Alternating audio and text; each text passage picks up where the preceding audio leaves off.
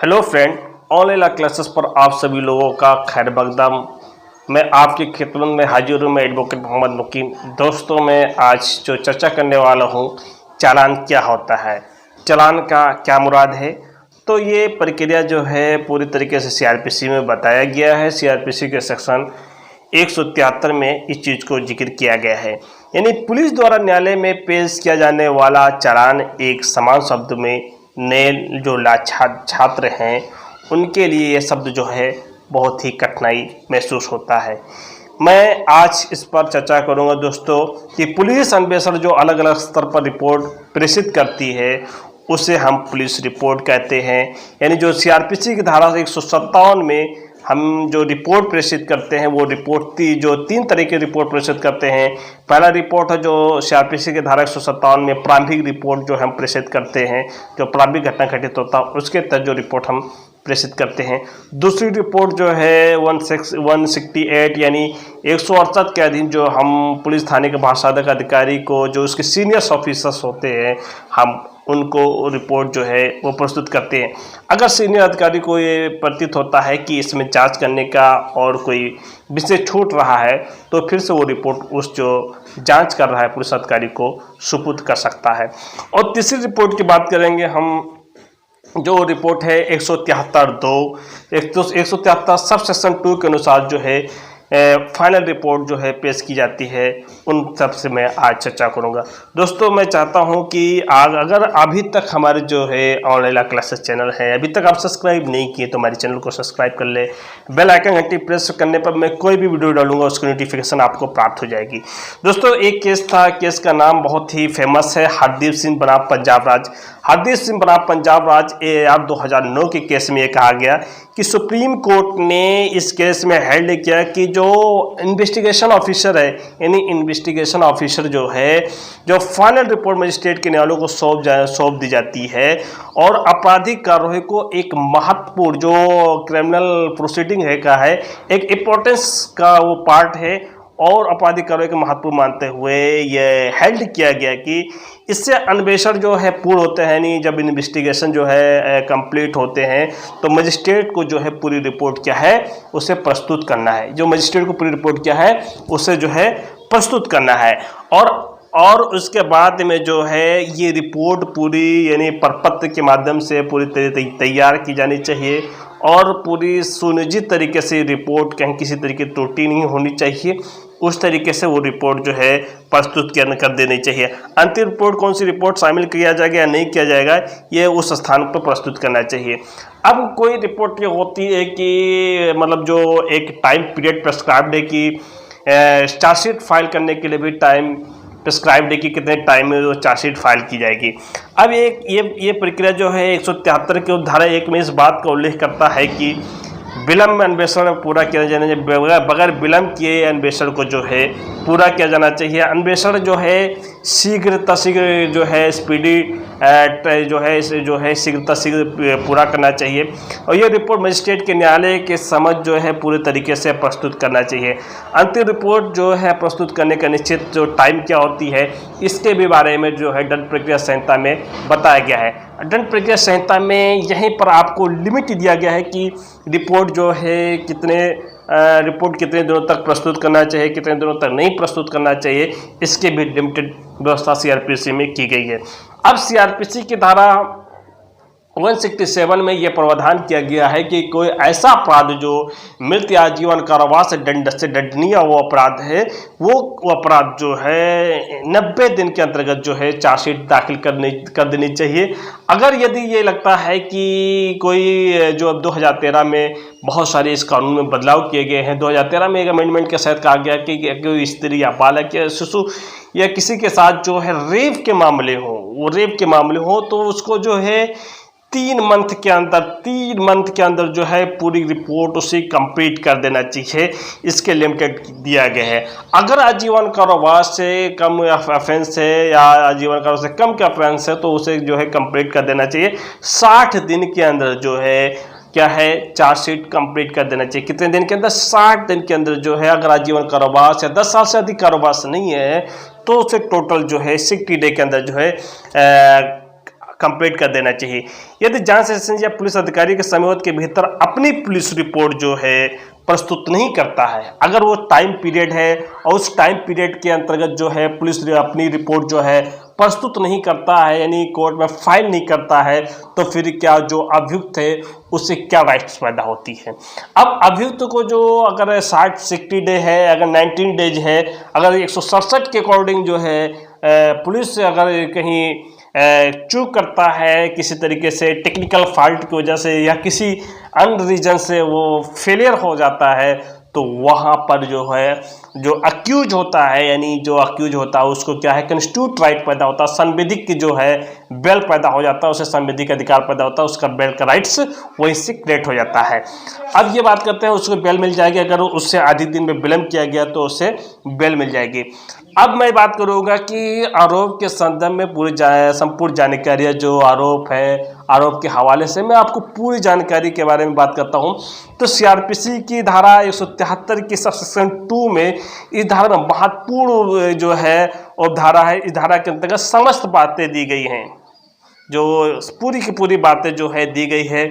इसके अंतर्गत जो है रिपोर्ट, इसके अंतर्गत पुलिस अपनी रिपोर्ट जो है दंड प्रक्रिया संहिता 1973 के अंतर्गत दिया गया, पुलिस अपना प्रतिवेदन जो है, पुलिस अपना फाइनल रिपोर्ट जो है 173(2) के अंतर्गत जो है मजिस्ट्रेट को न्यायालय के समझ जो है फाइल करेगी।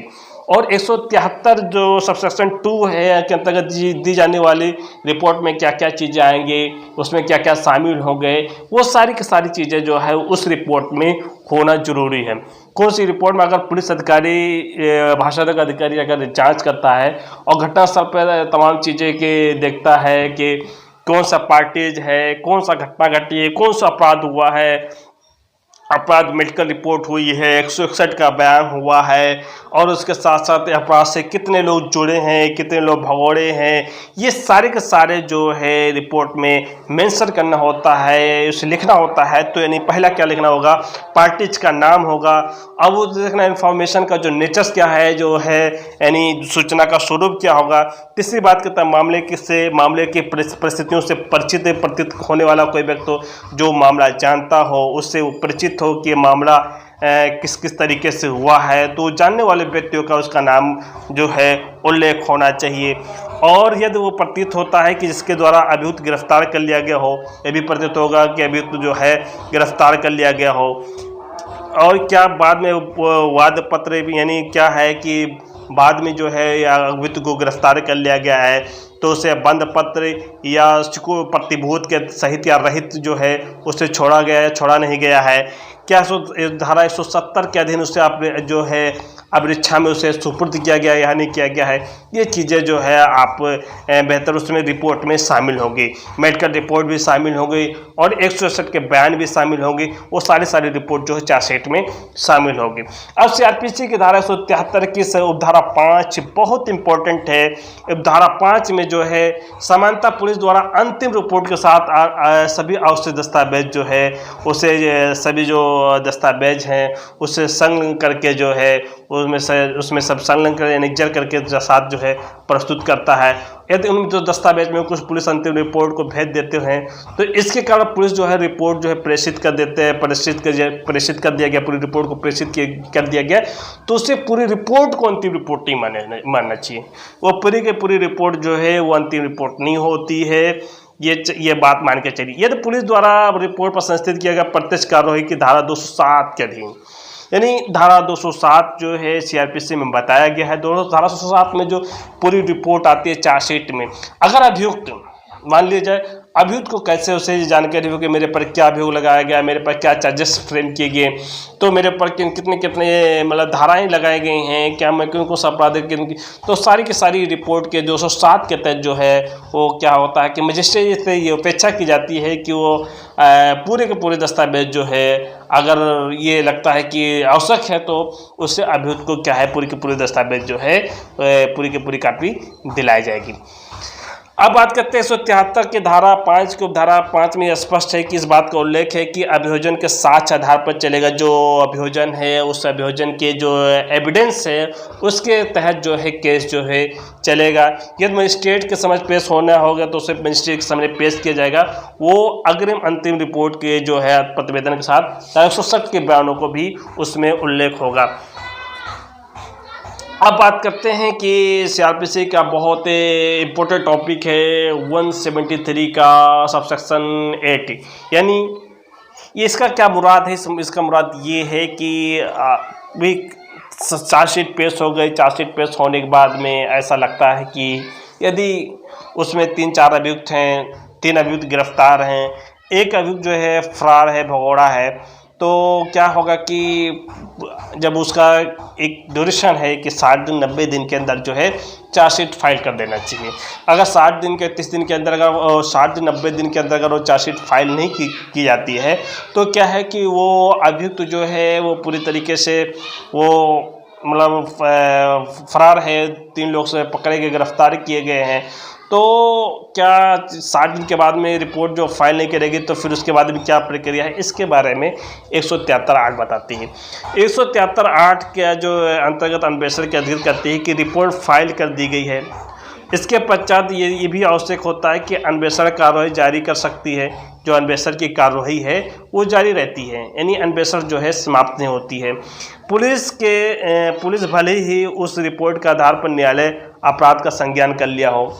अब 173 की 8 के 3 के तहत उसने कोर्ट ने उसे मामले को कॉग्निजेंस फिलहाल ले लिया हो, लेकिन उसे जो है मामले को क्या है वो स्टॉप नहीं कर सकता है। कुछ सप्लीमेंट्री चार्जशीट जो है फाइल करते हैं, फिर उसके बाद में फाइनल रिपोर्ट फाइल करते हैं। एक नाम सुना होगा सप्लीमेंट्री चार्जशीट फाइल हुआ सर, मैं अभी कुछ बाकी हैं, मैं बाद में जो है वो फाइल कर दूंगा, यानी री इन्वेस्टिगेशन नहीं, री इन्वेस्टिगेशन की बात नहीं करता है। कुछ अतिरिक्त जो है साथ छुट्टे हुए या अतिरिक्त कोई फैक्ट छुपे हैं उनको जो है फाइल करने की बात करती है।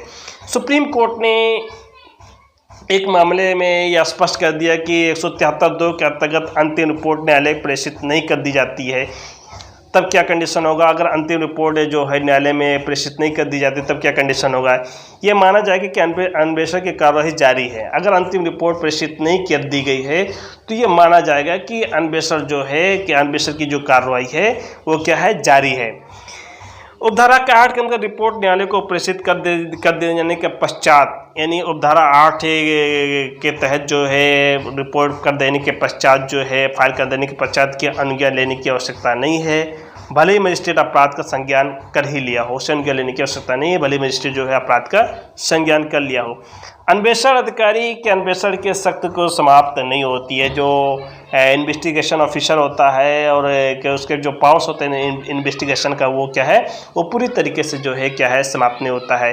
जिनके नाम अभियोजन पर, तो ऐसे अगर वो फरार हो गया हो तो फरार होने के बाद में उसे फिर गिरफ्तार करता है तो उस रिपोर्ट में उसे शामिल कर दिया जाता है और अन्वेषण जारी रहता है। अन्वेषण के अधिकारी का आरोपी उपस्थित होता है, उसके लिए अंतिम प्रतिवेदन पेश कर देता है। अगर वह फरार व्यक्ति जो है अगर हाजिर हो जाता है तो फाइनल रिपोर्ट उसके साथ जो है पेश कर दी जाती है। अब मैं केस लॉ पर चर्चा करूँगा। एक केस लॉ बहुत महत्वपूर्ण केस लॉ है, यानी कारी चौधरी बनाम श्रीमती सीता देवी।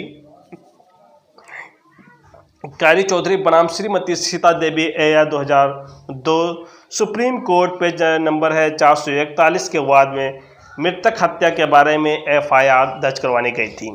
मृतक जो है वो मृतक हो गया था और मृतक FIR दर्ज करवाने के लिए उसके सास गई और क्या नाम है सास दर्ज करवाने गई तो पुलिस अधिकारी ने FIR दर्ज करने के बाद में जब अन्वेषण यानी इन्वेस्टिगेशन प्रारंभ किया तो ये पता चला कि इस केस में जो है सास ही हत्या का दोषी संतलिप्त, यानी हत्या के दोषी जो एक्चुअल जो है सास ही है। अब उसमें क्या हुआ कि ये मामला जो है पुलिस के सामने पेश किया गया तो पुलिस को उसको प्रारंभ पाया गया। अब पाने के बाद में क्या पुलिस ने दूसरी प्राथमिक रिपोर्ट दर्ज की। पुलिस ने दूसरी प्राथमिक रिपोर्ट दर्ज की तो प्राथमिक रिपोर्ट दर्ज करने के बाद में जो है मामले को अन्वेषण प्रारंभ कर दिया। अब अन्वेषण जब प्रारंभ कर दिया तो उसके बाद में क्या हुआ, उसकी वो मामले को लेकर जो है उच्च न्यायालय में गई। उच्च न्यायालय ने कहा कि ये मामला जो है अगर पाया गया है दोषी, अगर ये उन्होंने FIR दर्ज कराए गए थे और FIR गलत पाया गया था, झूठा पाया गया था, तो FIR गलत झूठा पाए जाने के कारण जो है उस पर जो है उस समय अभियोग पंजीकृत करना चाहिए था, और फिर भी अभियोग पंजीकृत नहीं किए हैं तो इस पर जो है दंडात्मक कार्रवाई नहीं चलाया जा सकता है।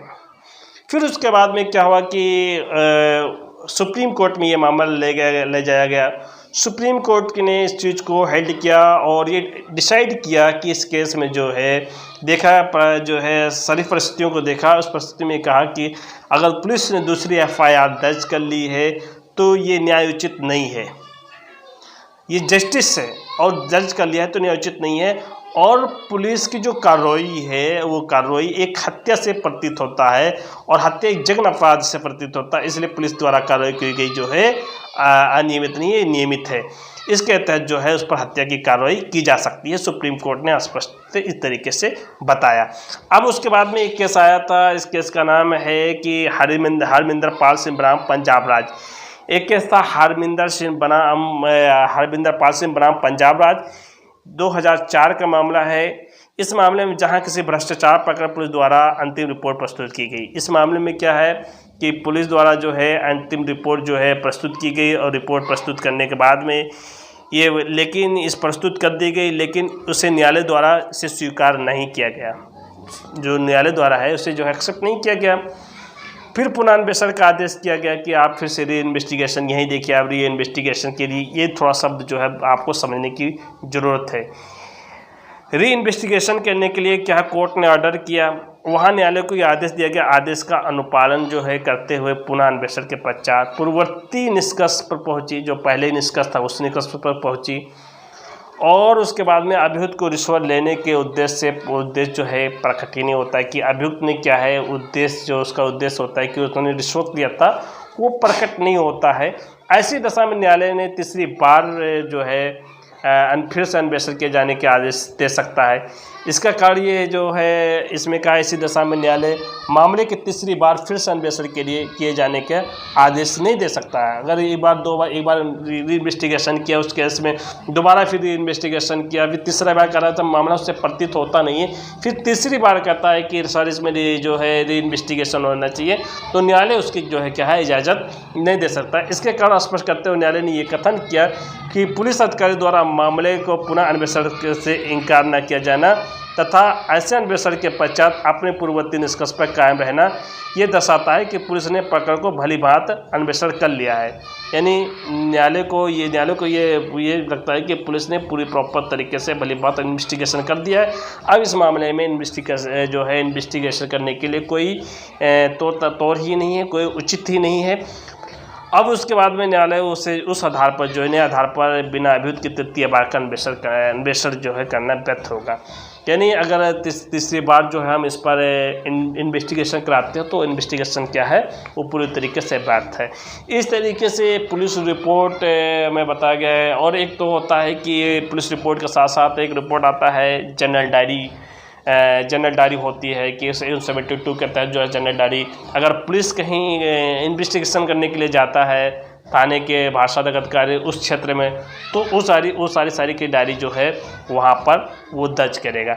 और 169 में है कि 169 में क्या है कि पुलिस को ये लगता है कि मामले में जो है ऐसा किसी तरीके से मामले किसी घटना से संबंधित नहीं है और इसमें कोई अपराध नहीं पाया जाता है, तो यदि ये लगता है कि पुलिस अधिकारी उसे प्रतिभूत लेकर या बंद पत्र लेकर प्रतिभूत सहित रहित जो है उसे जो है उस मामले से छोड़ देता है और उसे को कहा जाता है इसमें कोई रिपोर्ट नहीं होती, तो वहाँ फाइनल रिपोर्ट लग जाती है, तो उसे कहा जाता है कि फाइनल रिपोर्ट, यानी उसमें कोई फाइनल रिपोर्ट है, इसमें किसी तरीके से अपराध नहीं पाया गया है।